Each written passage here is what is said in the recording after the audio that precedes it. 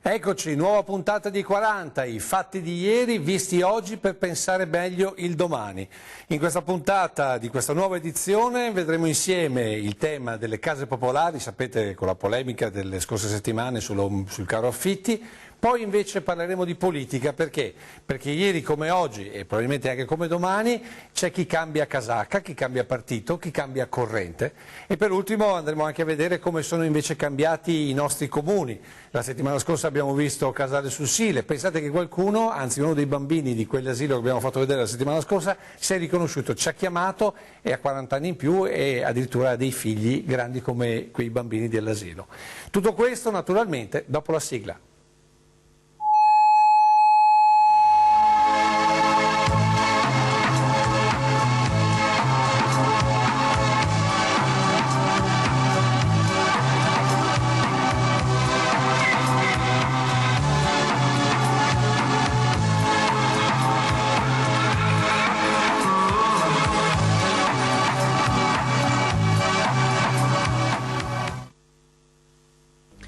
Una manifestazione pubblica per protestare contro le decisioni e gli atteggiamenti dell'Istituto Autonomo Case Popolari di Treviso è stata indetta dalle organizzazioni sindacali degli inquilini Sunia, Sicet e Will Casa con l'appoggio della Federazione Unitaria CGIL CISL Will. La data deve essere ancora stabilita e sarà concordata tra le varie organizzazioni. Scopo della manifestazione è, come accennato, la protesta contro la delibera con la quale il Consiglio di amministrazione dello IACP ha stabilito l'applicazione dell'equo canone, seguendo criteri definiti dal sindacato inquilini antisociali.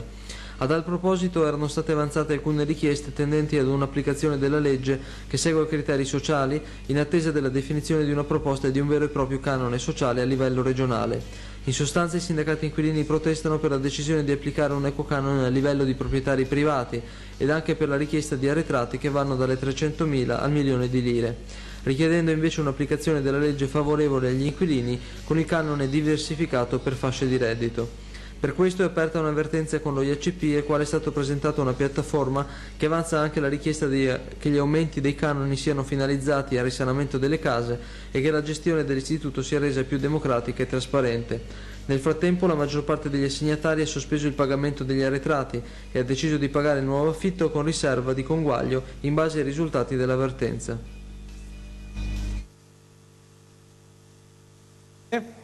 Adesso torniamo in studio perché poi la coda va avanti ancora per molto, tanto che poi il nostro Vittorio Morao in regia con Roberto Durigon ve la farà vedere. Però adesso vi facciamo vedere il nostro primo ospite di questa puntata, ovvero Luca Barattin, presidente di Atel Treviso. Buonasera. Benvenuto. Buonasera. Allora, ha sentito il servizio, sembra dell'altro ieri, equo canone, vabbè, qui invece parliamo di caro affitti, proteste, addirittura gente che non pagava l'affitto salvo conguaglio, mi sembra di sentire il servizio dell'altro ieri.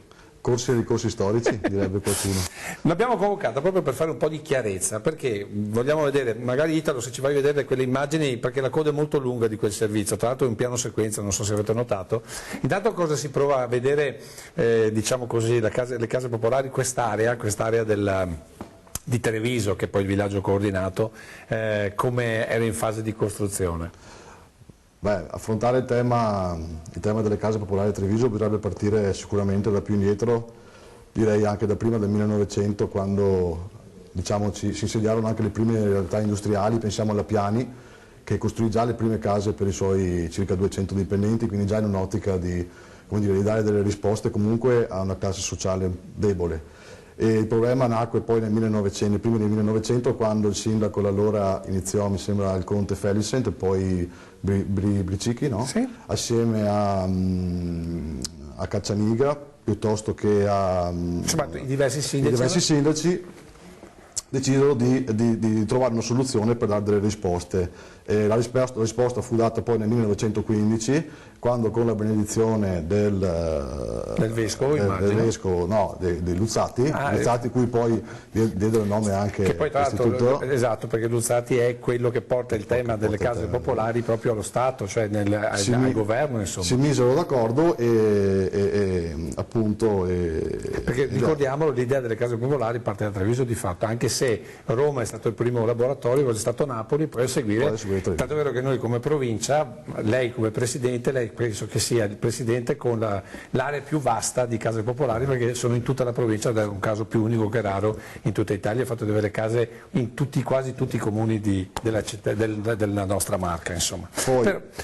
Però volevo capire un po', che differenza c'è di mentalità rispetto a quel tempo, rispetto ad oggi? Che differenza ci deve essere? All'epoca si costruiva per dare delle risposte, pensiamo solo al piano di risanamento di San Nicolò, che partì ancora i primi del 1900 e fu risolto in parte anche col quartiere di San Liberale, sì, il famoso villaggio coordinato che diede delle risposte.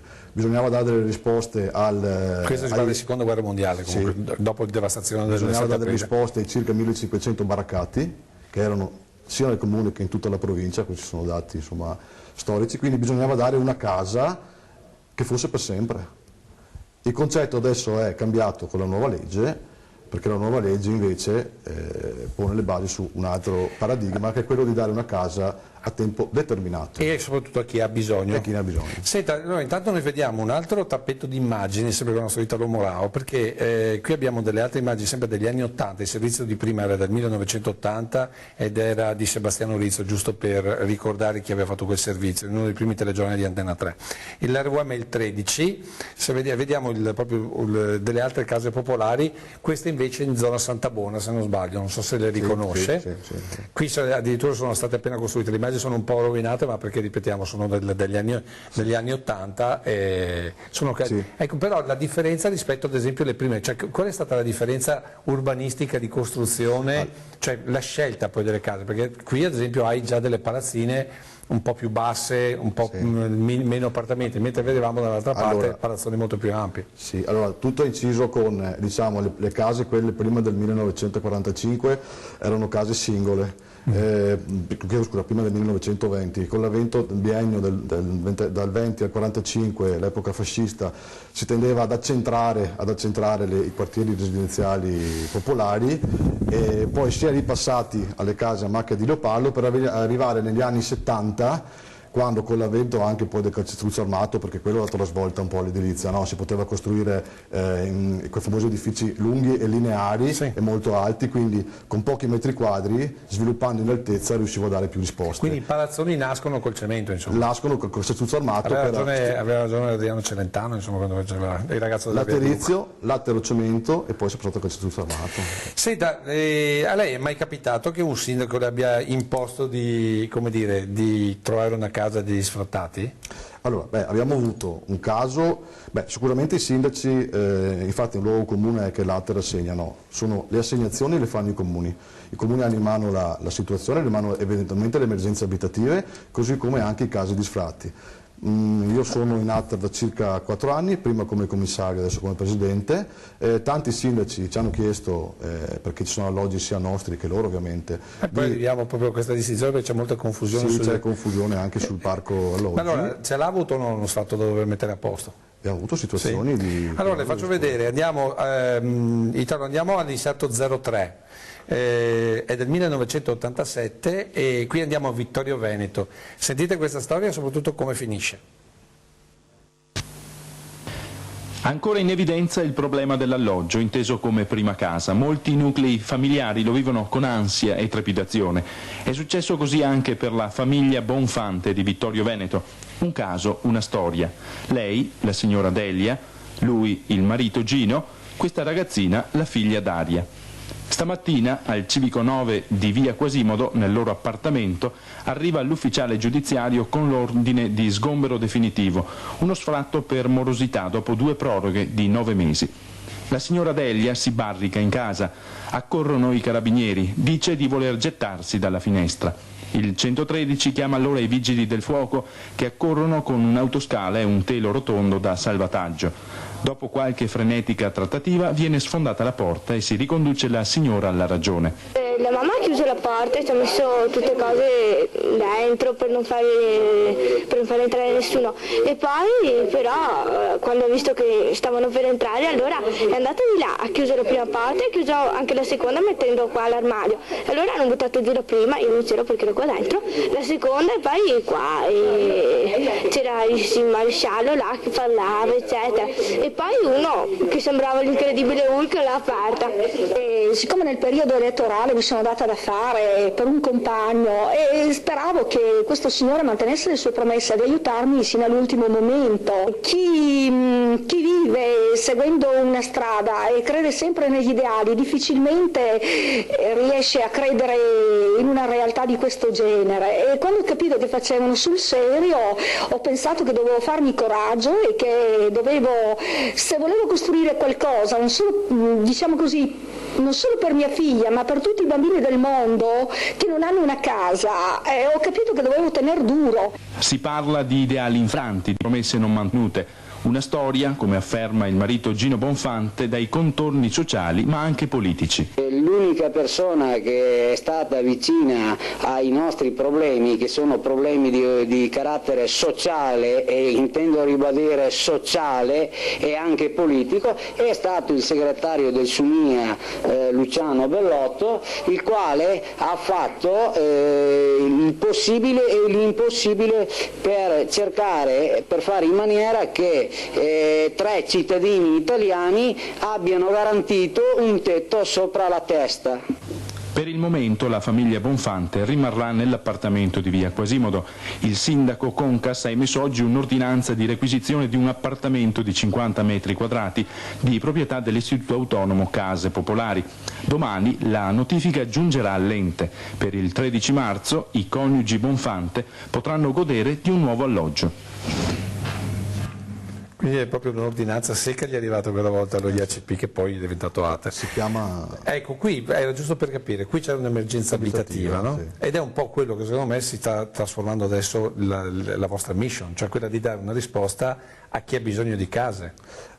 Tant'è, sì, le ATE, oggi ATE e prima IACP, nascono per progettare, costruire e gestire alloggi. Vero è che oggi si è un po' trasformato la missione dell'ente e ci troviamo a fare spesso da cuscinetto tra quello che sono i cittadini e sono i comuni. I comuni ci chiamano, quando c'è uno sfratto da un privato, giustamente si tenta di dare anche delle risposte a questi cittadini, applicano l'istituto dell'emergenza abitativa che prevede ai sindaci quindi di andare fuori dal bando, dalla graduatoria, per capirci, hanno un limite che è quello del 10% sulla disponibilità, e o noi o tentiamo di mettere a posto i nostri o mettiamo a posto quelli che abbiamo ad esempio in convenzione con i comuni per cui gestiamo la manutenzione. Ecco, allora, la prima domanda è, qui abbiamo visto ad esempio queste sono le famose case Luzzatti, sì. Queste dovrebbero essere case costruite dal comune se non sbaglio, che poi Luzzatti, ci sono poi le INA casa, perché poi com'era questa situazione delle case popolari che poi adesso stanno diventando tutti per fortunate, cioè cosa è successo? Nei primi del 1900 gli istituti erano tanti, c'erano le cooperative, nasce la IACP e nascono l'INA. Queste di fatto si avvalevano di prestiti filantropici, peraltro fatti dalle opere pie piuttosto che dal Monte della Pietà o Cassa di Risparmio, e con la legge invece successivamente del dopoguerra hanno fatto sì che questi istituti potessero avvalersi di mutui con la Cassa Depositi e Prestiti. In quella fase con lo Stato, in quella fase transitoria tutte queste società cominciarono un po' a sparire, pensiamo alla GESCA, pensiamo a una sulle tante, finché si è arrivati poi verso il 90-95 alla IACP che di fatto le ha incorporate un po' tutte. Da 95 in poi le IACP sono diventate aziende territoriali dell'edilizia residenziale, quindi un'azienda per provincia. Quindi allora, chiedo scusa perché poi c'è quelli che vanno a Treviso, c'è il villaggio Gescal, quindi il Gescal è proprio una gestione. Sì, però c'è un altro passaggio da fare. Quindi l'ATER ha incorporato e gestisce 5.400 alloggi in tutta la provincia di Treviso. Poi ci sono alloggi dei comuni che non hanno dato in convenzione a noi, che la maggior parte sono i 700 del comune di Treviso, tant'è che nel comune di Treviso ci sono 1.200 alloggi nostri e 700 del comune che non gestiamo, che gestivamo fino a 2 o 3 anni fa, e poi c'è anche l'AIP di Castelfranco che ne ha altri circa 400. Quindi in tutta la provincia ci sono 6.500 alloggi. Tutti questi, seppur gestiti da enti diversi, comunque devono sottintendere la legge 39/2017 che è la riforma della regione. Che vuol dire? Che si passa da una casa assegnata che rimane per sempre a... Vuol dire che i bandi e le assegnazioni li fanno i comuni assieme alla piattaforma regionale. A tutti è stato, quelli che avevano requisiti, trasformato il contratto in essere, ok? Trasformato però a tempo determinato, perché la legge nuova prevede che chi ha diritto a una casa o comunque chi entra coi bandi, il contratto sarà di 5 anni. Quindi è cambiata anche la filosofia, perché mentre prima una casa era costruita e legittimamente anche data per sempre, perché la legge questo diceva, la legge 39/2017 regionale invece la rende a tempo determinato. Perché? Perché è giusto che le case devono essere date a chi è in questo momento in difficoltà, se però poi nel tempo ha fortuna di poter uscire dall'ERP per andare sul privato, è corretto che questo lasci spazio a chi ne ha bisogno, tant'è che nella provincia di Treviso abbiamo circa più di 14.000 domande in attesa di risposta. Ecco, proprio per questo, visto che però questo discorso della riforma delle case popolari eccetera non è un discorso dell'altro ieri, vediamo un servizio del 30 marzo del 1990, sempre del telegiornale, inserto il numero 2, questo naturalmente per il nostro regista Italo Morao, Osservatorio Regione Casa dalla Regione. Vediamolo insieme. Dalla Regione è stata presentata stamane a Venezia la prima fase del progetto Osservatorio Casa. I dettagli nel prossimo servizio. Si chiama Progetto Osservatorio Casa, uno strumento finalizzato alla conoscenza e al monitoraggio della richiesta abitativa nel Veneto che consente di fotografare le scelte future della Regione per gli interventi nel settore. Il progetto è giunto ora alla conclusione della prima fase, i cui contenuti sono stati presentati oggi nel corso di un convegno organizzato a Venezia dalla Regione, presente anche l'assessore regionale all'edilizia abitativa Pierantonio Belcaro. Abbiamo fatto una convenzione con l'Università di Venezia e con il Consorzio regionale degli istituti autonomi case popolari che ha consentito di mettere a punto un modello di raccolta dati circa il numero degli sfratti, circa il numero degli alloggi pubblici, circa il numero delle nuove famiglie, in modo che si possano fare le localizzazioni di nuovi alloggi, i nuovi interventi pubblici a ragion veduta, sapendo quali sono le esigenze e quali sono le loro dinamiche. Alla scadenza del piano decennale casa 78-87, con le varie possibilità di finanziamento, sono state costruite nel Veneto circa 48.000 nuove abitazioni. Il quadro complessivo della condizione abitativa rimane tuttavia caratterizzato da forme articolate e di disagio. Progetto Osservatorio Casa ha dunque anche l'obiettivo di programmare azioni mirate e non semplici interventi costruttivi, tenendo presente, ha concluso Pierantonio Belcaro, che le disponibilità finanziarie non aumenteranno e vanno quindi utilizzate con la massima oculatezza. Presidente, si guardava le immagini il calcestruzzo ha fatto sì che venissero edificati poi edifici veramente di grandi dimensioni, pensiamo al Via Francia, il Biscioy, 102 alloggi, insomma numeri importanti per dare anche risposte in modo... Ecco, in questo servizio si diceva la Regione, gli sfratti eccetera. Volevo collegarmi al servizio di poc'anzi. La Regione con la legge nuova ha comunque istituito un tavolo tecnico di monitoraggio, credo sia analogo a quello del servizio. Lo chiamiamo osservatorio. Osservatorio, esatto, è composto da dirigenti regionali, è composto da direttori delle ATER, è composto da rappresentanti dei comuni del Veneto e anche dai rappresentanti dei 3 sindacati degli inquilini, che questi avranno appunto l'incombenza o comunque il compito di controllare l'avvio della riforma, quindi a tutto campo, dalle assegnazioni, dai bandi, dai canoni, piuttosto che da situazioni di piani finanziari, di finanziamenti, e quindi c'è un tavolo tecnico di monitoraggio. L'argomento è enorme, però ribadiamo ancora una volta, perché poi noi diciamo appunto questo programma nasce per vedere nel passato che cosa facevamo, capire il presente e pensare il futuro. Quindi il passato la casa popolare era un diritto che poi diventava acquisito, giusto, per legge.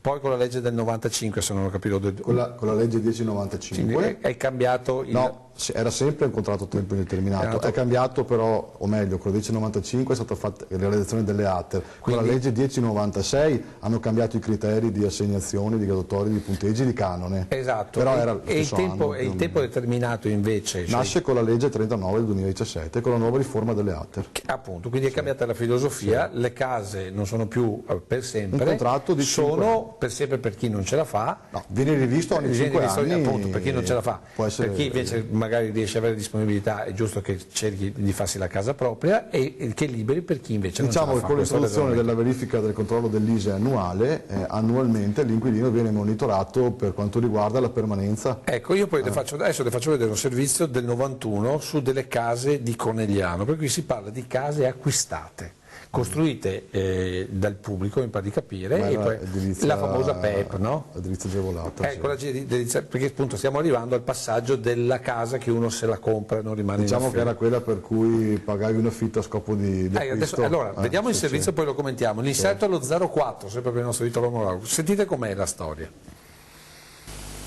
24 famiglie assegnatarie di altrettanti appartamenti dell'area PEP di Conegliano in via dei Ciliegi intendono avvalersi del proprio diritto di accertare le presunte irregolarità nella costruzione degli immobili.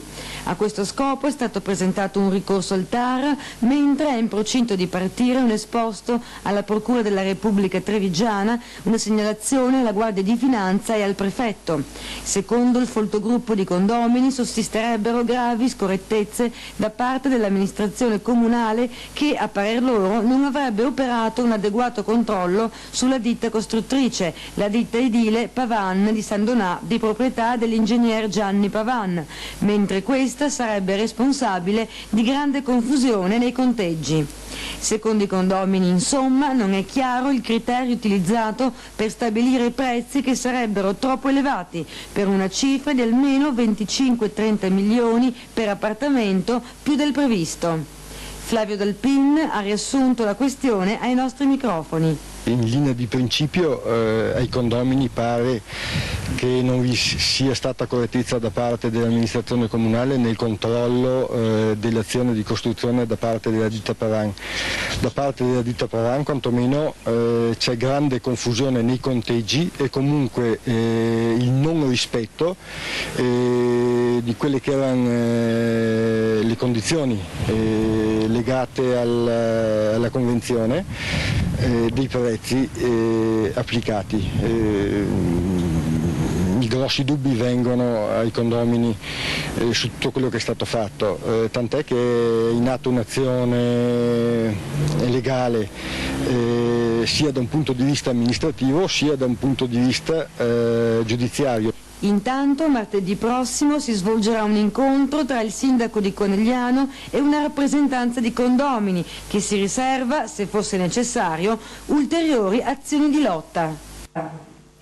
Qui insomma parliamo di case che però vengono comprate in questo caso, però sono cose, aree PEP, cioè edilizia residenziale pubblica, giusto? Sì, no, ma non sono case ERP, queste sono case dell'edilizia convenzionata. È giusto per capire il passaggio successivo, cioè io ad esempio sono nella disponibilità di comprare una casa, però non così tanto, esistono delle possibilità di agevolazione come in questo caso? Sì. Cioè, ecco, come funziona? Si chiama edilizia convenzionata. Cioè come funziona? Cioè, in questo caso c'è il comune che fa, realizza? No, sono aree PEP appunto, in cui vengono costruite queste case. Chi entra tramite comunque bandi, però sono bandi che non sono i bandi ERP ma sono i bandi della convenzionata, ha poi diritto a comprare e l'ATER fa queste cose qua? Allora, no, abbiamo fatto i tempi in cui si potevano fare, adesso le risorse per costruire non ci sono, tant'è che è cambiato anche poi un po' la nostra missione, stiamo scommettendo più sulla ristrutturazione degli alloggi sfitti che sul nuovo costruito, però è vero che in quegli anni là c'è stato un grosso piano vendita anche dell'edilizia residenziale pubblica con la legge 590 del 93. La IACP aveva messo in vendita 3.600 alloggi ed è riuscita a venderla, l'abbiamo chiuso qualche anno fa, è riuscita a venderla quasi 2.300, quindi è stata un'annata, gli anni 90-95, in cui veramente c'è stata una vendita anche degli alloggi di edilizia residenziale. Ecco.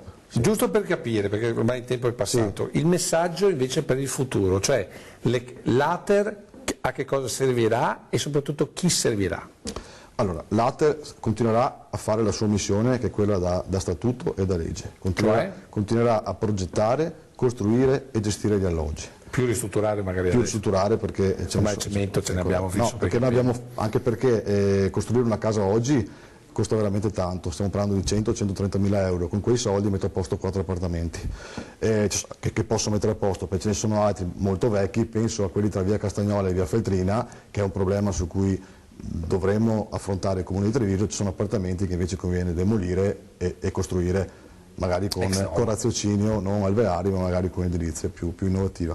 Continuerà comunque a essere di supporto ai comuni nei casi di emergenze abitative, nei casi comunque di concordare anche politiche di trasferimento degli inquilini, perché c'è anche la mobilità che è molto importante. Ricordo che, le cubature ricordo che di 4.400 contratti di affitto, che possono essere non da una persona solo, di famiglie, bene, oltre la metà di questi sono anziani che si sono trovati magari oggi su appartamenti anche da 100 metri quadri al 4º piano. Questi devono essere spostati al 1° piano, perché mai più possiamo pensare su edifici vecchi di ridurre le barriere architettoniche, se non eliminarle con ascensori o quant'altro. Quindi c'è tutto un'attività che noi faremo. Perché ho finito il tempo, la filosofia del futuro dell'Ater è quella non di dare una casa per sempre a chi se lo può permettere, ma di soddisfare l'emergenza abitativa di chi non ce la fa, giusto? Esatto. La filosofia dell'Ater sarà quella di tentare di costruire e di dare risposte alla domanda a casa, perché il resto delle assegnazioni e dei bandi e chi ha il controllo poi della domanda rimarranno sempre comunque i comuni. Va bene, ringraziamo il Presidente Luca Barattin per aver spiegato il passato, il presente e il futuro dell'Ater. Adesso noi ci fermiamo con un po' di pubblicità, poi riprenderemo con un servizio che parla di autonomia. Attenzione, perché questo servizio si rifà, pensate, al 1977.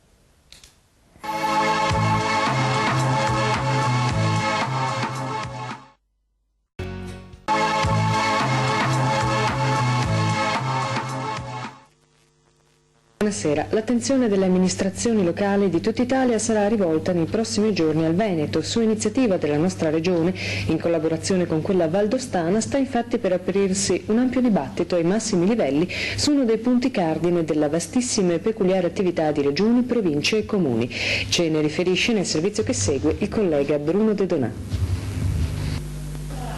Il decennale del decreto 616, col quale lo Stato trasferì nel 77 un pacchetto organico di proprie competenze alle regioni ed ai comuni, troverà un'occasione di riflessione a partire da mercoledì prossimo alla Fondazione Cini di Venezia, nel corso del convegno organizzato dal Consiglio regionale del Veneto d'intesa con gli altri consigli regionali e presentato oggi a Roma dal Presidente del Consiglio regionale Veneto Francisco Guidolin e da quello della Val d'Aosta Bondaz.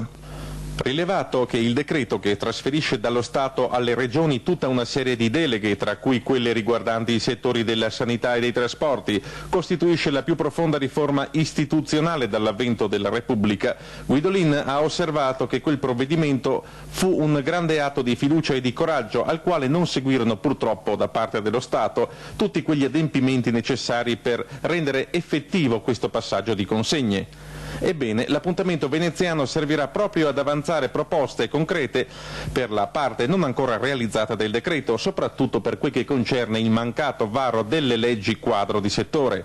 In tal modo il convegno verificherà la volontà dello Stato di dar corso ai processi di delega che il decreto sembrava aver, sia pure imperfettamente, avviato. Del resto, il maggior ostacolo all'attuazione della riforma prevista dal decreto è stata individuata dallo stesso Guidolin nell'attuale sistema della finanza regionale e locale, basata essenzialmente sui trasferimenti statali. Altro timore espresso dal Presidente del Consiglio regionale è stato che le commissioni che si sono finora occupate di riforme istituzionali abbiano privilegiato soprattutto i rami alti dell'ordinamento statale, ignorando e tralasciando invece i problemi delle autonomie decentrate.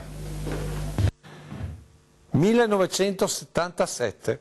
2019, parliamo ancora di autonomia, l'avete sentito, un discorso che non finisce mai più, cioè non si va mai a compimento. Fausto Favaro, benvenuto, ex sindaco di Loria ma soprattutto democristiano, oltre che ex anche presidente dell'ISRA di Treviso. Benvenuto. Cosa si prova a sentire di un'autonomia pensata, varata, diciamo così, dallo Stato nel 77 e siamo ancora qui a discuterne? È la solita politica, è evidente che dare un'autonomia alle nostre regioni vorrebbe dire per i meridionali si sentono di perdere un qualcosa. Noi finora ero bambino e sentivo parlare della Cassa del Mezzogiorno, figurarsi se adesso sono disposti a cedere l'autonomia al nord.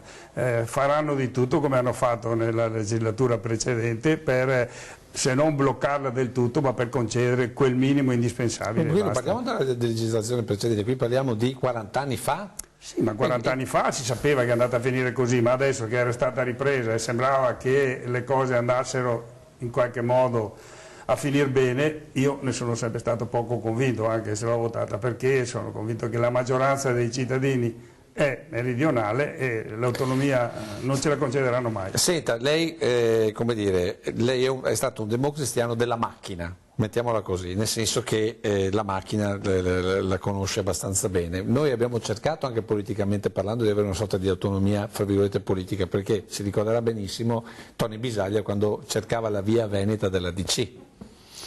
Beh, io sono arrivato un po' dopo. Però avrà sentito parlare sicuramente. Sì, ho sentito parlare, ma io sono entrato, loro dicono che sei entrato in politica, io sono entrato in amministrazione pubblica perché avevo il piacere di amministrare un ente pubblico, ho cominciato col comune perché qualcuno mi ha chiesto di entrare e prima di entrare mi ha detto guarda che per entrare a fare il consigliere devi fare la tessera della Democrazia Cristiana, era l'unica cosa, l'unico partito che allora vigeva, si può dire, dalle nostre parti. E mi hanno fatto la tessera. Chi mi ha convinto a fare la tessera, poi ha messo in lista, sono stato eletto e già là subito ho trovato il primo inghippo perché mi sono reso conto che le scelte venivano fatte non in base alle esperienze o alle capacità eventualmente amministrative, ma in base agli input che arrivavano dal partito. Lei entra in comune in che anno? Sono entrato nell'80 come consigliere. Allora le faccio vedere delle immagini, l'inserto è il 19, vediamo se si ricorda queste immagini qua. È un RVM mutuo, quindi le commentiamo assieme. Giusto per parlare di amministrazione, perché poi capitano anche queste cose. Non so se si ricorda, qui siamo a Loria e adesso vediamo sul campo largo, forse dovrebbe riconoscere, è quando è crollata la palestra. Se le ricorda queste immagini qui di Loria? È il 1982, c'è stato il crollo della palestra, noi l'abbiamo trovato nell'archivio, però ed è stato un momento secondo me abbastanza difficile per l'amministrazione. Sì, beh, allora io non ero, il sindaco l'ho fatto dall'85 al 95, quindi probabilmente ero consigliere comunale, ma è stato un periodo quello in cui sono stato anche ricoverato in ospedale per un grave problema. Quindi questa cosa qui non mi ricordo, ma deve essere a Castillon questa mi pare. Era appena iniziata la costruzione del centro sociale, è crollata e poi è stata rimessa. Ecco, un evento come questo per un amministratore di quegli anni era una bella mazzata, immagino. Era una bella mazzata, però in quegli anni, a parte la politica di allora che aveva i suoi risvolti, ma se si chiedevano dei contributi per sistemare delle disgrazie, chiamiamole così, si riusciva ad averli anche a sistemare le cose, tanto è vero che tutto è stato poi sistemato. Senta, proprio per parlare di politica, perché noi l'abbiamo convocata al di là del discorso dell'autonomia che devo dire fa sempre notizia, perché come dire, stiamo vedendo questa trasformazione all'interno del Partito Democratico con questa Italia Viva di Renzi che ne esce, eccetera. Volevo fare vedere questo servizio che c'entra poco con il PD, anche se in parte qualche democristiano sta da quella parte, c'entra molto su, diciamo così, il distinguo. Il servizio è l'inserto 7, sempre per il nostro Vittorio Morao, e parla di un congresso della Democrazia Cristiana del 30 ottobre dell'87 a Padova. Vediamolo insieme. Dalle correnti al correntone, la lunga marcia della Democrazia Cristiana verso il riformismo. Spingi di qua e spingi di là, ha detto De Mita, attenti a non crollare. Il centro ritrovato, equilibrio o altra spaccatura in casa DC. Oggi a Padova, ultima giornata del convegno nazionale col debutto della nuova corrente riformista che raggruppa una larga fetta dei pezzi grossi dello scudo crociato. Ci sono fra gli altri Gaspari, Colombo, Bernini, presenti questa mattina, Scotti e Mannino. Protagonista oggi il documento della nuova corrente presentato da Carlo Bernini. Abbiamo inteso promuovere un'aggregazione centrale, dice il documento, aperta a quanti ne condividono le finalità stabilità. L'iniziativa non vuole presentare la riproposizione di vecchie esperienze, ma arricchire la DC con la vitalità della nostra presenza in ogni realtà regionale, e non a caso il documento è stato illustrato da un veneto dello scudo crociato. L'esigenza di dar vita a una nuova corrente sarebbe nata dai mutamenti che hanno seguito l'ultimo congresso DC, ma soprattutto la precedente legislatura e le elezioni del 14 giugno, mutamenti che hanno toccato in particolare i rapporti con gli altri partiti. E a proposito, la nuova corrente ha espresso oggi la necessità di un recupero pieno del rapporto politico, soprattutto col PSI. Riteniamo, ha detto Bernini, che non sia possibile pensare a nuove regole e nuovi assetti istituzionali se non a partire da una ricerca di accordo tra i partiti dell'attuale maggioranza. E qui è arrivata la stoccata del segretario nazionale Ciriaco De Mita. Nell'attuale panorama politico, ha detto De Mita, manca un riferimento culturale valido e in condizione di essere l'elemento saldante tra le varie forze. Poi, rivolto verso gli amici o avversari di partito, ha buttato lì un aneddoto. Quando ero giovane, ha detto De Mita, c'era un gioco di forza tra chi stava al di qua e chi stava al di là di una porta. Il divertimento più grande era quello di aspettare che l'avversario fosse al massimo delle sue forze per poi mollare la spinta e farlo crollare. Una metafora chiaramente rivolta alla nuova corrente e che si commenta da sé. E con questa battuta, tra 2000 persone e uno spiegamento di troupe televisive, fotografi e giornalisti, si è concluso il convegno nazionale della DC riformista.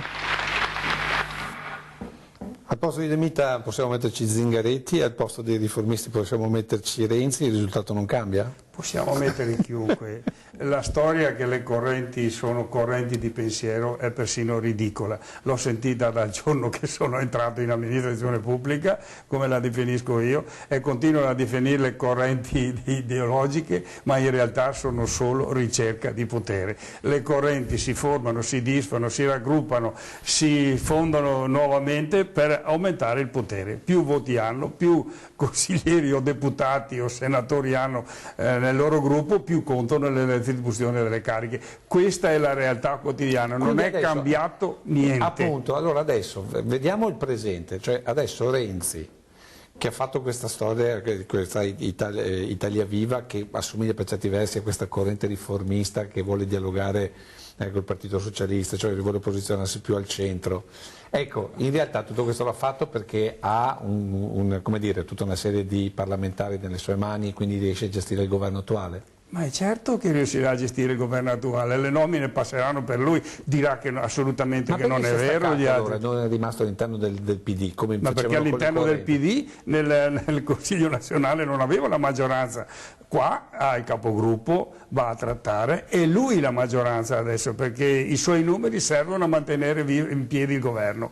Quindi se non fanno, non dico tutto, ma quasi quello che chiede, lui evidentemente, se vuole, può togliere la spina. Potranno approfittare in questo primo periodo fino a quando si organizza, ma poi quando è organizzato è lui che comanda. Vedrai che si riformeranno e si romperanno diversi gruppi, perché ognuno adesso sta attirando parlamentari dell'altro partito per cercare di fare una maggioranza, ma nessuno vuole, a parte quelli sicuri di vincere, gli altri non vogliono andare a casa perché non ritornano. Se poi riducono anche il numero di parlamentari, come fanno a ritornare? E figurati se uno ha 3 anni e mezzo davanti di poter fare il parlamentare, senatore o deputato, se fa di tutto per andare a casa. All'ultimo momento farà il transfugo da una parte o dall'altra pur di rimanere al suo posto. Ma questo valeva anche per il passato? Ma sempre. Perché io ho visto i De Mita, abbiamo visto i Colombo, abbiamo visto insomma personaggi che hanno fatto la politica in Italia, ma non è cambiato, anche lì tenevano la carrega. Non è cambiato niente, perché più forza hanno all'interno dei loro partiti, più potere acquisiscono e più cariche elevate possono pretendere. Ma di questi volti ne conosce più di qualcuno, perché Bernini lo conosciamo tutti. Io li ho conosciuti, ma non ho frequentato tanto i congressi, il partito, a parte quello provinciale qua. Io mi occupavo più di fare il sindaco e poi anche il consigliere provinciale, il presidente dell'ISA. Non ho mai avuto questa mania di frequentare a tutti i costi la politica e difatti sono stati un po' più attenti, perché sono sempre stato un personaggio un po' autonomo nelle decisioni. Sono uno di quelli che preferiva perdere con le sue idee che vincere con quelle degli altri quando non le condivideva. Quindi... Insomma, un democristiano anomalo. Sì, sono anomalo, un amministratore è anomalo perché io volevo far tornare i conti e se vuoi fare politica nel vero senso della parola fai difficoltà a far tornare i conti perché ti impongono persone che non sono all'altezza della situazione e molto spesso poi perché non c'è peggior persona di colui che non capisce le cose e le vuole sapere perché finisce per danneggiare. E i conti, io non sono un genio dei conti. Però dove sono andato ho trovato debiti, li ho sistemati, non venitemi a dire che gli altri che sono i più bravi di me non potevano sistemarli. Certo che se sistemare i conti vuol dire dare contributi a destra e a sinistra per alimentare i voti che poi devono tornare quando è il momento, allora i conti non tornano mai. Questa è la realtà. A proposito di voti e di poltrone, vediamo l'inserto numero 8, perché adesso ci caliamo nella nostra realtà locale. Abbiamo parlato prima di autonomia del Veneto, poi abbiamo parlato di questa nuova corrente nazionale riformista della DC. Sentiamo invece cosa succedeva per quanto riguarda le USL del nostro territorio. L'inserto, lo dicevamo prima, è l'inserto numero 8. Che possono considerarsi concluse le grandi manovre, almeno all'interno della Democrazia Cristiana Trevigiana, per le nomine nelle ULS e in altri importanti enti della Marca. Alla guida dell'ULS 10 pare infatti certa la riconferma del presidente uscente Vittorino Pavan. Alla 12 Sinistra Piave un piccolo colpo di scena, si era fatto un gran parlare di Massimo Mario, ma ora alla presidenza dovrebbe andare Umberto Antonello. Alla 13 Castelfranco Asolo, dopo il blitz della nomina di Mario Gazzola al posto del favorito Piero Faccin, si guarda già al futuro e lunedì ci sarà un incontro tra i partiti per definire il piano quinquennale.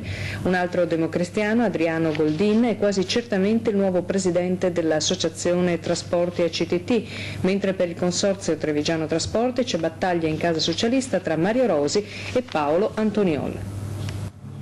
Se noi leviamo lo scudo crociato e mettiamo invece il simbolo della Lega, il risultato non cambia in questo caso? Non cambia niente. Ci sono nomine anche nella Lega che non vanno avanti perché evidentemente le correnti interne non sono d'accordo, non c'è l'unanimità sui nomi da proporre. La Lega, così per qualsiasi altro partito, per il PD, quando sono in una situazione come una volta addirittura le correnti che guardavano bene nella nomina dei rappresentanti nei vari consorzi, il comune che era fanfaniano doveva stare attento a nominare tutti i fanfaniani perché se erano dorotei poi quando andavano nel consorzio non riuscivano a fare la maggioranza per eleggere il presidente. Diciamo i dorotei fanfaniani cos'è? La DC di destra e la DC di sinistra? Raccontiamolo perché tanti giovani non lo sanno. E chi lo sa che cos'è? Guarda, io ti dico perché mi hanno definito doroteo perché sono stato eletto consigliere comunale, mi ha proposto nel mio comune, io non sapevo, credevo fosse solo la Democrazia Cristiana, poi mi hanno detto che erano fanfaniani. A un certo punto io in uno dei primi incontri, i fanfaniani di destra o di sinistra? Aspetta che ti spiego, in uno dei primi incontri io ho contestato, avevano eletto le scelte che stavano facendo, non solo sulle persone ma sul metodo. Da quel momento non mi hanno più invitato alle riunioni perché hanno detto che sono un doroteo. Io gli ho chiesto diverse volte chi è un doroteo, che cos'è.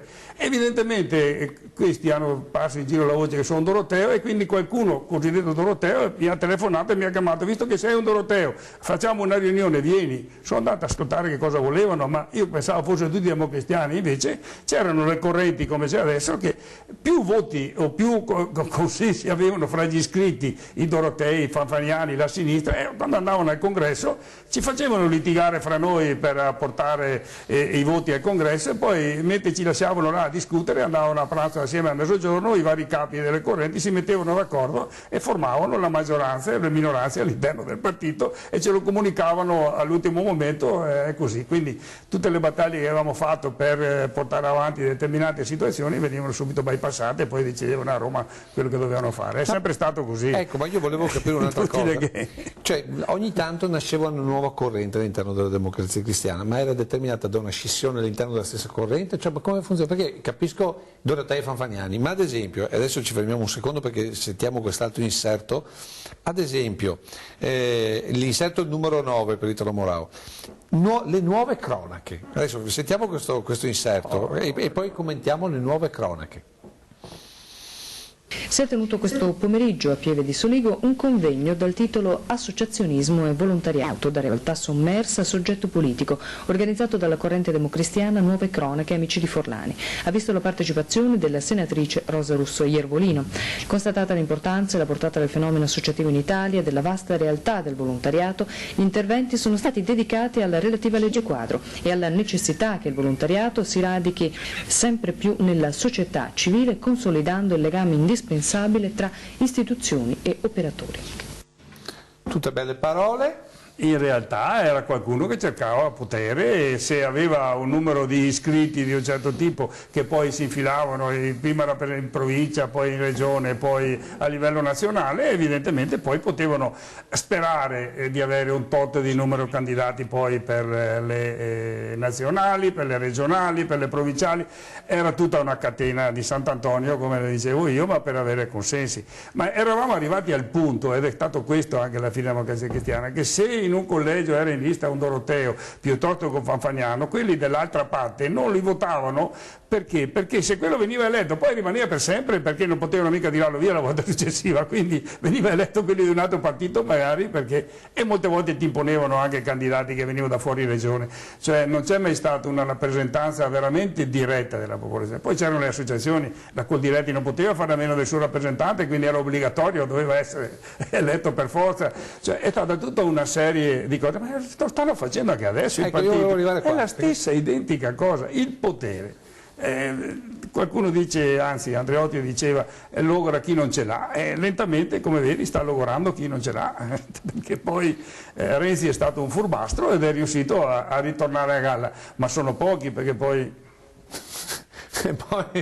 Vabbè, questo è il presente, ma il futuro allora visto da una persona che insomma l'analisi politica la sa fare in maniera lucida e anche se vogliamo tagliente, perché bisogna ammettere che l'analisi è lucida e tagliente. Ma guarda, il futuro non potrà che essere come il passato e il presente, purtroppo... Non riusciamo a fare un salto della politica e mettere non riusciamo perché la gente nella maggior parte dei casi va a fare politica pensando di trarne dei vantaggi anche psicologici se vogliamo, perché uno si sente importante. Io mi ricordo quando, ai primi tempi, se tu organizzavi una cena con un parlamentare, ma solo per il fatto di venire a una cena con un parlamentare si sentivano come se avessero vinto il Totocalcio o le persone nei nostri paesi, a parte che adesso i parlamentari una volta eletti non li vedi neanche più fino alla volta successiva, almeno una volta venivano a qualche cena per farsi vedere e sapevi chi erano. Ma alla fine è il popolo stesso che cambia, non vedi questi cambi repentini? È mai possibile che nel giro di un anno o due uno passi dal 40% al 20%, al 10%, cioè tutti questi cambiamenti di umore della gente, a che cosa sono dovuti? Dico, beh, siccome così è andata male, proviamo quello nuovo per vedere. Ci sarà sempre qualcuno nuovo che ti promette la Luna, ma la Luna non te la può dare. E quindi cioè, come venirne fuori? Perché non lo so. La politica gestisce, la polis gestisce le comunità, gestisce io ne sono venuto fuori tirandomi fuori, mi sono stufato. Quando ho visto che dopo ad amministrare bene, dopo aver risolto un sacco di problemi a livello amministrativo ed altro, chi vuole guardare lo sa, sono stato minacciato di denunce, ho dovuto subire processi perché qualcuno cercava di impedirmi di fare le cose che era giusto fare. Li ho vinti tutti, sono sempre stato... Però alla fine i cosiddetti politicanti in un modo o nell'altro sono riusciti a stufarmi, come si suol dire, e me ne sono stato a casa. È inutile che tu continui, perché devi lottare. Hai già da dedicare risorse, tempo e salute per sistemare le cose, perché i problemi sono tanti, specie nell'ultimo ruolo che rivestivo io. È come la storia dell'Alzheimer, adesso ne parlano tutti di Alzheimer, ne parlano persino in osteria ormai di Alzheimer, ed è una buona cosa. Ma quando abbiamo cominciato noi, nessuno ci credeva, i medici mi denunciavano, abbiamo fatto, non a caso abbiamo vinto i premi a livello europeo, abbiamo avuto riconoscimento. Io stesso ho avuto la massima onorificenza del Presidente della Repubblica per i risultati ottenuti, ma alla fine abbiamo dovuto lottare e fatto, e qual è stato il risultato? Che poi quando è il momento... Ti cambiano? No, ma non è che ti cambiano, perché magari capitasse a chi ha fatto amministrazione come me, che dopo tanti anni che ero in un posto, non solo non volevano mandarmi via, ma hanno fatto le dimostrazioni in una città che non è la mia, perché non andassi via. Nonostante ciò, la politica che cosa ha fatto? Perché?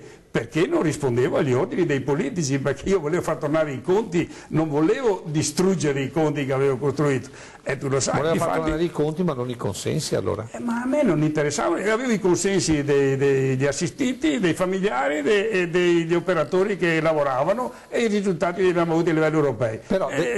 I voti a me non interessavano. Ma allora, in una battuta, perché abbiamo anche dei giovani che ci seguono, ma allora bisogna essere così scettici con la politica oppure la politica è una cosa buona? Perché detta così la politica non è per niente buona. La politica è una cosa buona, io quando sono entrato l'ho considerata, seppur non nella politica nel senso che tutti intendevano di entrare per fare carriera politica, perché ho fatto l'amministratore, la consideravo una cosa buona. Ho lottato, ho resistito, perché ho resistito 25 anni, tu lo sai, sì. Perché a un certo punto hanno minacciato di denunciarmi ogni volta che facevo una cosa, poi avevo ragione, ma alla fine non si arrendevano, è sempre stata la gente.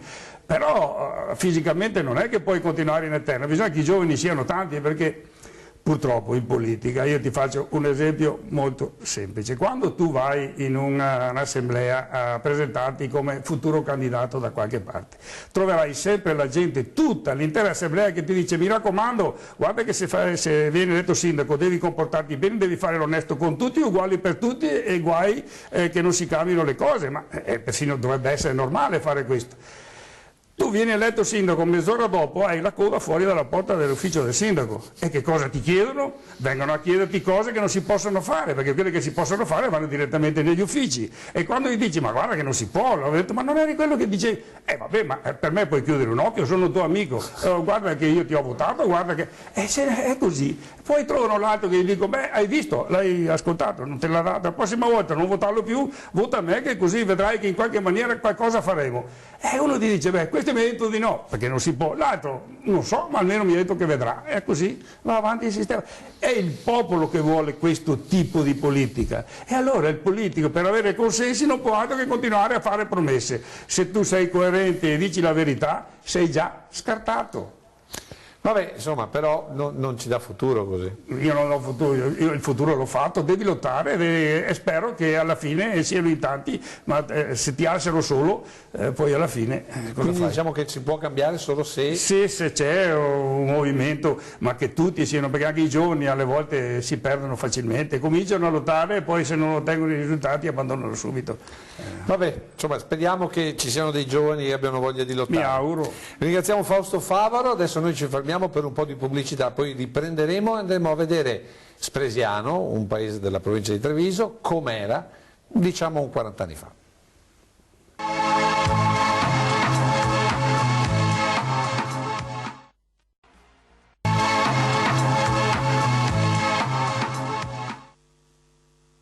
La pericolosità di questa bestiola è direttamente proporzionale alla ricchezza materiale di chi ieri sera è stato ignobilmente colpito nell'intimo della propria dignità. Così Amalia Graziol, 77 anni suonati, racconta quanto è accaduto ieri sera, allorquando 5 malviventi hanno fatto irruzione nella sua abitazione in via Vecellio 55. Il fiol gli ha puntato un coso, in casa di qua, e gli ha dato un pugno sui denti, gli ha rotto i denti, gli ha spostati, insomma, è tutto gonfiolato. A chi è suo figlio? Sì, gli era a casa mia lui. Sì, siamo davanti noi, insomma. Avevano bastoni anche, degli bastoni? No, aveva preparato una sbarra di ferro là. Ma secondo lei come mai sono venuti qua? Non c'è motivo, non c'è nessuno... No, lui ha soldi. Non avevate cosa... Io ho detto e voi ha soldi dal Ciolo, ho detto vive come pensione, che mi prende a minima. Suo figlio cosa fa adesso? Niente, sei disoccupato? Così. E anche pensare che sono sempre a casa da sola. E ieri sera per fortuna ero a casa anche io, se no, chissà, mi verrà anche a pestare a testa. Avevano il viso coperto? Sì, tutti mascherati via fuori sul pioggia. E poi quanto sono rimasti? Poco tempo. Sì, qui è partito, non so neanche da che parte perché si aveva la radio acceso e mi ha chiuso sotto i balconi, così i primi qua, che si era dentro là. Avete telefonato dopo? Cosa avete fatto? Sì, ho telefonato, sono andato qui dalla signora? Sì. e allora viene fuori i carabinieri e cosa fa? Allora mi diceva, mi avrebbe assurdato tutto il comò da parte mia, da parte dei suoi, tutto soprattutto, non so di mi a trovare. Come abbiamo potuto sentire dal triste racconto, la signora Amalia era a casa con il figlio, Lino Rossetto, di 52 anni. Cosa abbia potuto spingere i 5 malvagi a questa efferata impresa, nessuno lo sa, nemmeno il più esperto degli psichiatri. L'anziana vive con la pensione, 650.000 lire al mese, da dividere con il figlio disoccupato. I 5 se ne sono andati a mani vuote, lasciando perdere le proprie tracce e fuggendo quasi certamente lungo la vicina autostrada. Lovadina di Spresiano, 1987, rapina in casa. E proprio per parlare di Lovadina di Spresiano, ma parlare anche di Spresiano, parlare anche di Visnadello, abbiamo con noi il sindaco. Benvenuto. Grazie. Allora, per vedere questa immagine, lei nell'87 quanti anni aveva? No, non lo dico perché no, ne avevo 11. 11? Sì, ero... E a rivedere la nonna... no, davvero, adesso al di là del contenuto del servizio è suggestivo comunque vedere certe immagini, vedere anche come venivano montati i servizi. Adesso le facciamo vedere la sua città, anzi il suo paese, anzi un po' prima. Andiamo con il nostro Italo Morao, andiamo direttamente all'inserto 17, dove c'è una mostra dove ci sono dei bambini. E siamo a Spresiano, vediamolo insieme, così intanto si vede un po' il suo paese nel 1982. Lo riconosce?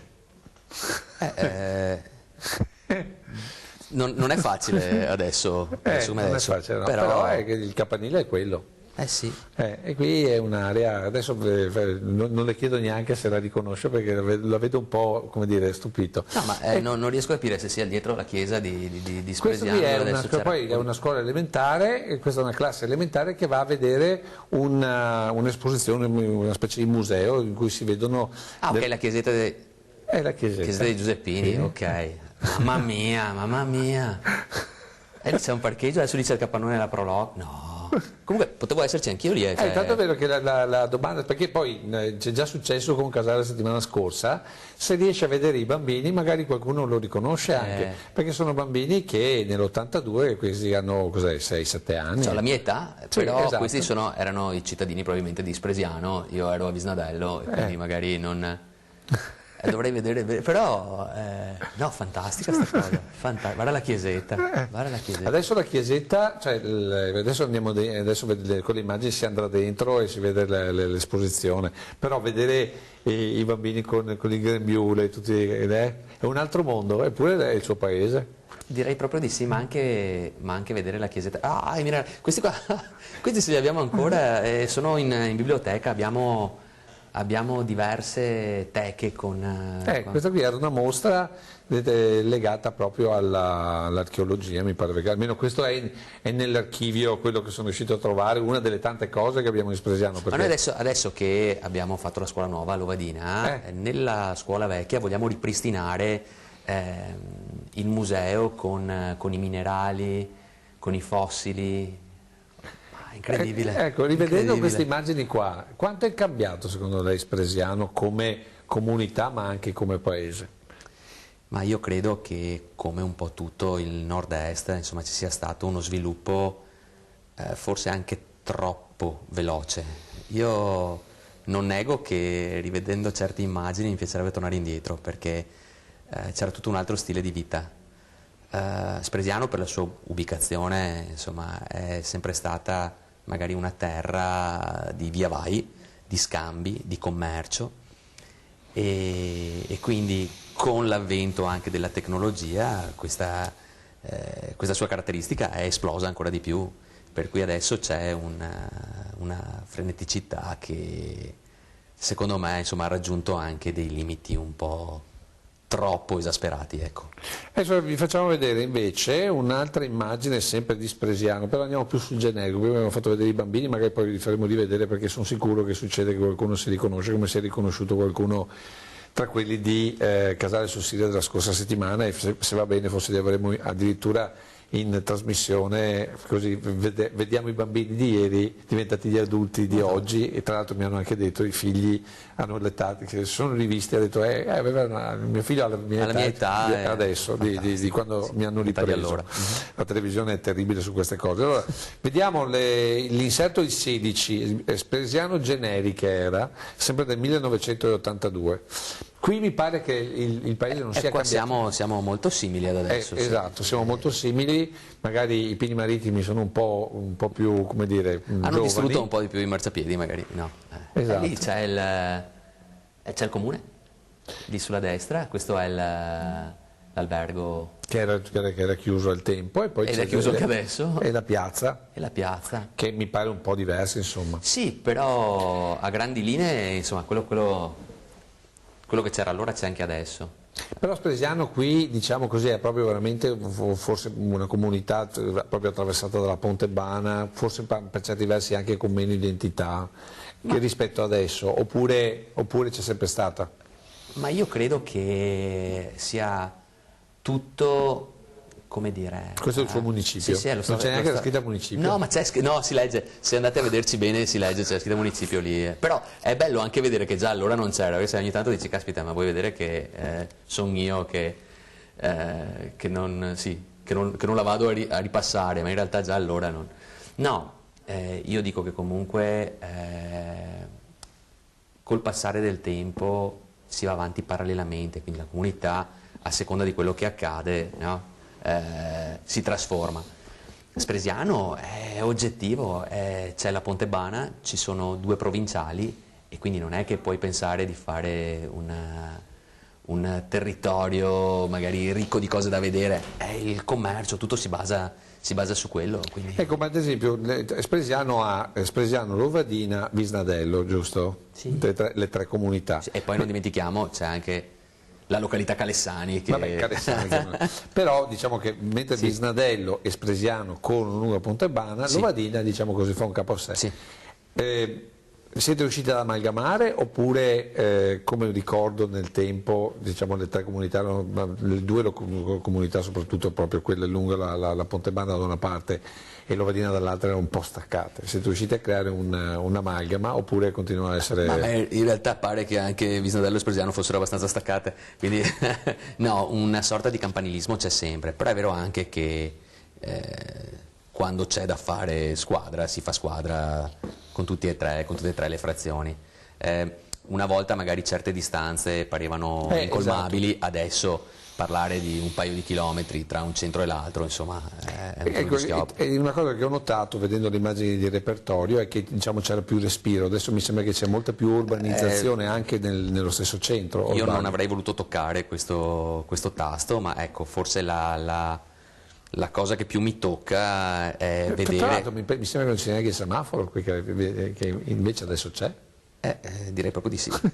Magari c'era anche un po' meno traffico, però sì, effettivamente non c'è neanche il semaforo. No, in realtà, appunto, come ti dicevo prima, c'è stato questo sviluppo frenetico che ha portato anche a un'edificazione piuttosto forte, e quindi abbiamo un po' riempito troppo. Guardando forse. queste immagini del passato, cosa cambierebbe il sindaco se potesse tornare indietro? Il sindaco attuale, che a quel tempo aveva 11 anni. Sì, chissà cosa pensavo all'epoca. Allora facciamo così, adesso noi ci fermiamo un attimo con la pubblicità, mi pensa alla risposta, perché poi le faccio vedere anche delle cose di Visnadello, visto che lei è di quella frazione. Molto bene. Pubblicità.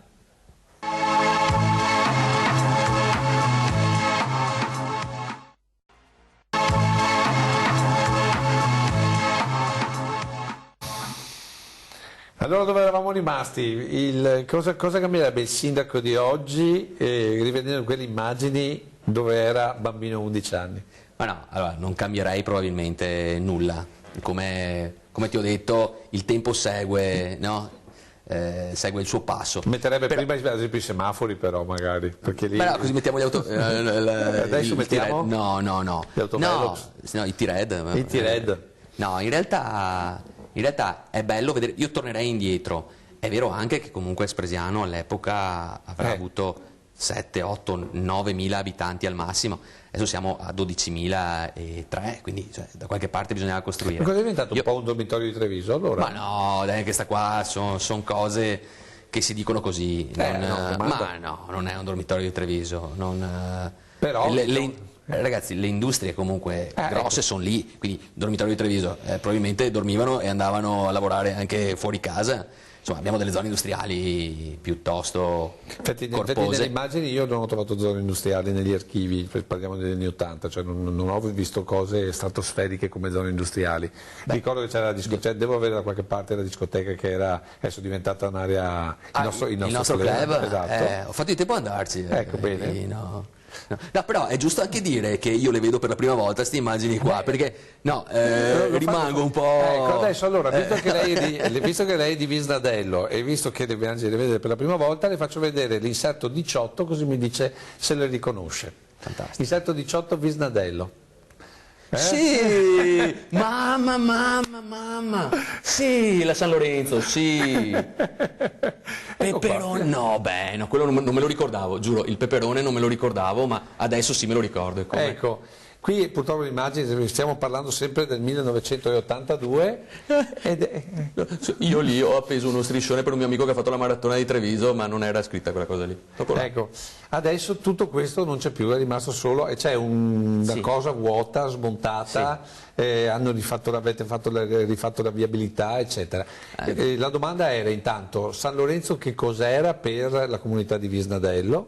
Era sicuramente una fonte di sopravvivenza, di sussistenza, di lavoro, ma non solo per quella di Visnadello. Ma raccontiamo, perché lei sa cos'è la filatura San Lorenzo, allora, lo so io, però la gente a casa non lo sa, quindi visto che lei è di Visnadello e che la filatura San Lorenzo la conosce molto bene. Tra l'altro, allora c'era la filatura San Lorenzo, che appunto non serve che spieghi cosa fosse, era una filatura e tutti i capannoni che vedete, allora davanti c'erano gli uffici. Vediamo se riusciamo a rivedere, so che le immagini sono un po' rovinate, però cerchiamo di farle rivedere perché veramente sono uniche. Diciamo che quello che si vede anche dalla strada adesso, eccolo qua.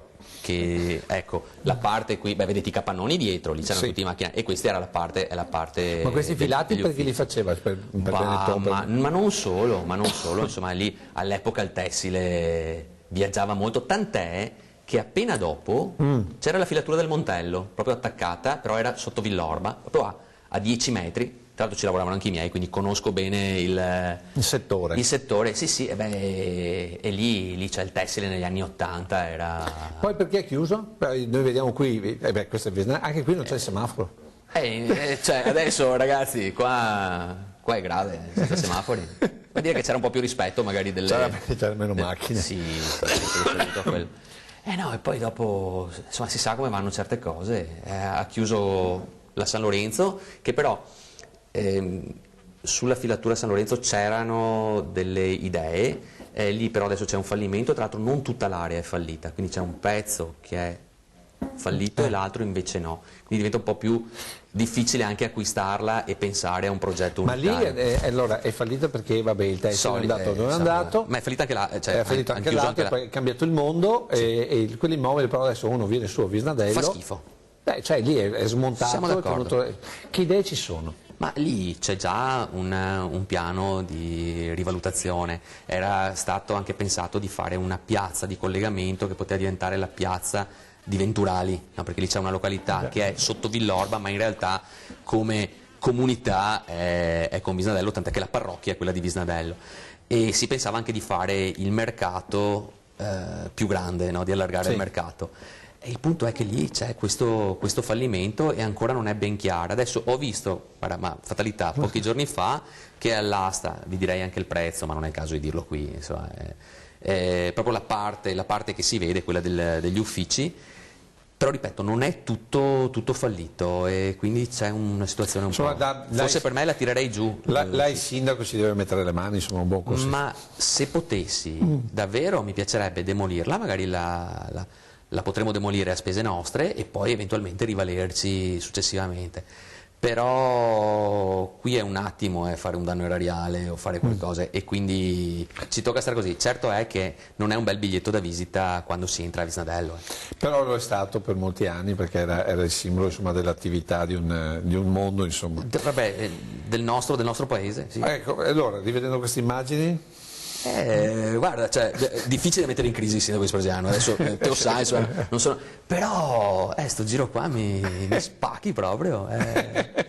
Allora, ci concediamo anche un servizio, perché le faccio vedere un suo predecessore, non a Spresiano, ma a sostenere un'attività degli alpini a Fontanelle. Vediamo il servizio, l'inserto allo 06.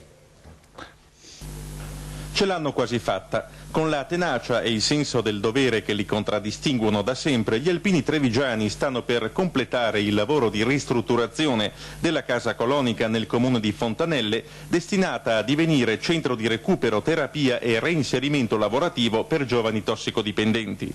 Un lavoro che si protrae ormai da anni e che può ben essere quantificato nelle 35.000 ore di lavoro offerte generosamente dalle penne nere dell'ANA della provincia di Treviso, in un gesto di esemplare altruismo.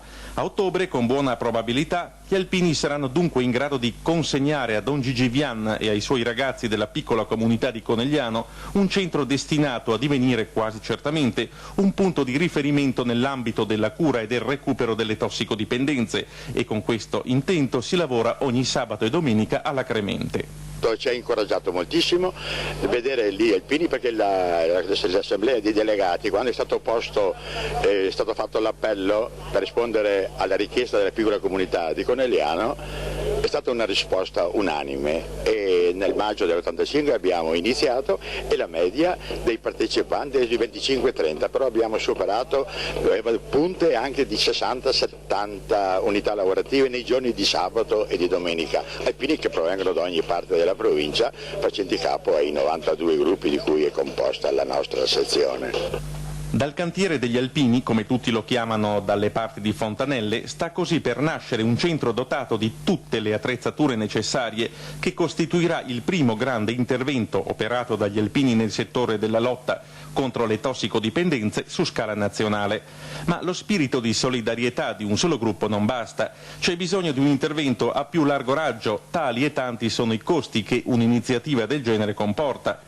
Ci sono, ad esempio, gli enti locali che, consociandosi, una grossa mano sul piano finanziario la potrebbero dare, e già qualche cosa si sta muovendo, lo dimostra la visita compiuta stamane al cantiere da parte del sindaco di Spresiano. Che impressione ha tratto a seguito della visita di questo eccezionale cantiere? L'impressione ottima, era fuori discussione, conoscendo gli alpini, conoscendo lo spirito, conoscendo quello che loro ci mettono e loro stessi nelle cose che fanno su tutti i loro interventi, e quindi questa credo sia un'opera meritevole di esaltazione per il significato sociale che ha per la comunità. E non sono solo parole, dato che il sindaco di Spresiano ha già annunciato che il suo comune stanzierà un contributo per l'iniziativa. Chissà che non sia il primo di una lunga serie. Allora, il commento del sindaco di Spresiano è stato: se adesso facessimo una cosa di questo genere ci metterebbero in galera tutti quanti. Sì, no, il discorso del contributo, no. Parlo dei lavori, ho visto adesso la sicurezza sui cantieri. Ma quindi il volontariato? Il volontariato è messo alle strette, ma se pensate che solo per organizzare una sagra adesso devi fare un piano di sicurezza, con le cucine che vanno messe in una maniera, con le vie di fuga, che per l'amor di Dio, cioè, attenzione, finché non succede niente va tutto bene, quando poi succede, però capite bene che o ci sono i fondi che vengono dati dall'amministrazione alle associazioni in modo tale che possano gestire anche questo tipo di attività, altrimenti... Insomma, un altro mondo questo, Sì, e meglio anche lì, o peggio? Questo è capire. Io credo sicuramente meglio. Anche se qui c'era meno sicurezza? Sì, però c'era forse un po' più testa, no? E vedere il sindaco di Spresiano che va così a vedere questo cantiere che non c'entrava niente con Spresiano, ma porta la sua solidarietà della comunità e anche qualche soldino. Mi sembra che sia positivo, e vedere che già 30 anni fa si pensava a collaborare in maniera più ampia è molto interessante. Peccato che magari non sia stato colto. Ecco, allora, quell'invito. proprio per questo, siccome è l'ultimo servizio, stiamo viaggiando verso la chiusura, qual è il messaggio dal sindaco di Spresiano di adesso, vedendo quello che ha fatto il sindaco di Spresiano precedentemente su una città cioè su un paese che è diventato di fatto una città con tutta questa gente? Ma io credo che il futuro di Spresiano qual è? Quale deve essere? Ma allora secondo me non bisogna guardare solamente a Spresiano, forse è questo il futuro, che bisogna cominciare a pensare a qualcosa di più grande. Se si vuole andare avanti, non dico che magari sia la fusione tra comuni il futuro, però bisogna pensare a mettere assieme i servizi, a mettere assieme le attività e a cominciare a ragionare in maniera un po' più ampia e un po' meno campanilistica, questo sì. Va bene, allora finisce qui questa puntata di 40, grazie al sindaco Marco Della Pietra. No, grazie a te, davvero, ti mi ha fatto un regalone, questo giro un regalone. Bene. Noi ci vediamo venerdì prossimo 21:15, avremo una puntata davvero particolare perché la dedicheremo sostanzialmente all'arrivo, sapete che domenica 6 ottobre c'è l'entrata del nuovo vescovo Tomasi a Treviso, diocesi di Treviso, allora venerdì vedremo di fare una puntata dedicata proprio ai vescovi della nostra diocesi, delle due diocesi, perché la Marca Trevigiana, la diocesi di Treviso è quella di Vittorio Veneto, andando a cercare... No, San Donaio. No, è Vittorio Veneto, e dicevo appunto, cercheremo di fare una puntata dedicata proprio ai pastori di queste due diocesi, quelli del passato, partendo da Mistro Rigo addirittura e di alcune interviste che abbiamo recuperato negli archivi storici di Antena 3. Grazie a tutti voi per l'attenzione e arrivederci alla prossima settimana.